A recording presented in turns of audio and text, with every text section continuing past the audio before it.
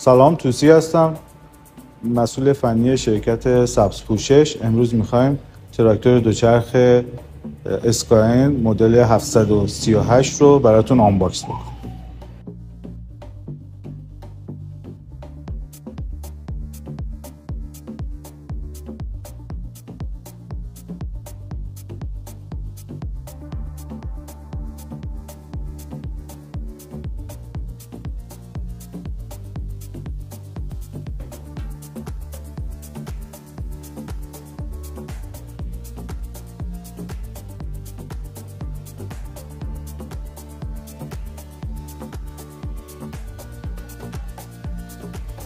خب دستگاه 738 آنباکس شد. مزیت این دستگاه این که بهش میگن تراکتور دوچرخ به خاطر وجود رتیواتور پشت دستگاه است و این خیلی مزیت خوبی است برای کنترل دستگاه و مثل دستگاه چینی نیست که بخواد چرخ برداشته بشه و تیغه گذاشته بشه.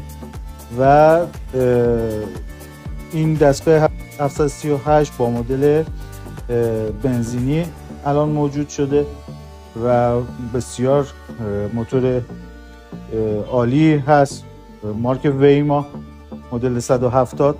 در این قسمت، در قسمت دسته، ما دو تا اهرم کنترل داریم مضاف بر بقیه عملکردهای دستگاه.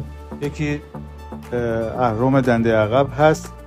مزیت اهرم که روی دسته هست این هستش که زمانی که دستگاه رو به جلو داره حرکت میکنه و حالا بنا به دلایلی شما میخواین دنده عقب بگیرید، دیگه لازم نیست دست به اهرم دنده بزنید.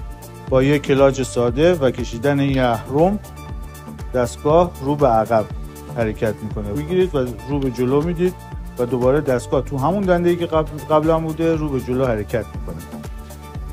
اهرم قفل دیفرانسیل هست که زمانی که دستگاه بازی میکنه توی زمین، حالا به دلیل شرایط زمین، خیلی نمدار بودن یا سنگ داشتن زمین، شما این اهرم که در این حالت هست رو به جلو، وقتی میبینید دستگاه بازی میکنه اهرم رو میکشید رو به عقب و عملکرد جلو برنده تقسیم میشه بین دو تا چرخ دستگاه و دیگه دستگاه بازی نمیکنه.